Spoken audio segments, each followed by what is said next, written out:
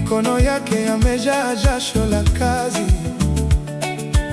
lakini midomo haina nafasi ya kulalamika, kwa sababu dunia inawaona kama nguzo isiyopaswa kuanguka hata kwa dhoruba.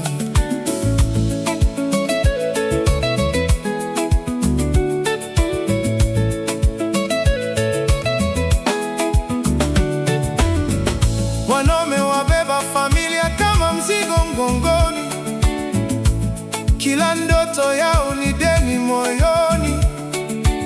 Wanapokosa, macho yao huwaona dhaifu, na moyo yao inalia kimya bila sauti.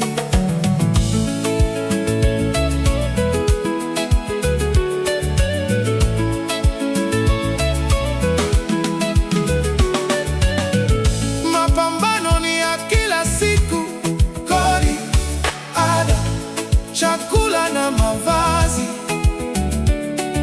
Lakini nani awauliza hali yao? Wamefundishwa kuficha machozi nyuma ya tabasamu.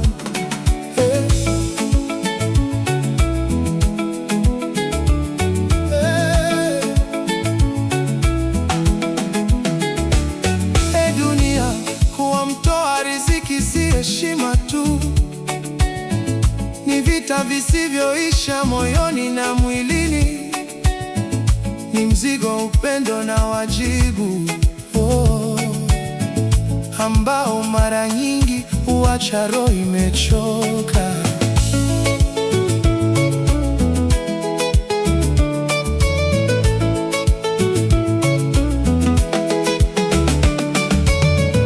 Kuwa mwanaume ni safari ya maumivu.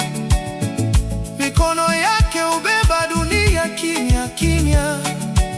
Anapojitolea, mara chache husifiwa, lakini moyo wake huendelea kupigana. Hata dhoruba ikivunja matumaini, anasimama imara, bila sauti ya kulalamika, kwa sababu imani yake ni mwanga wa maisha.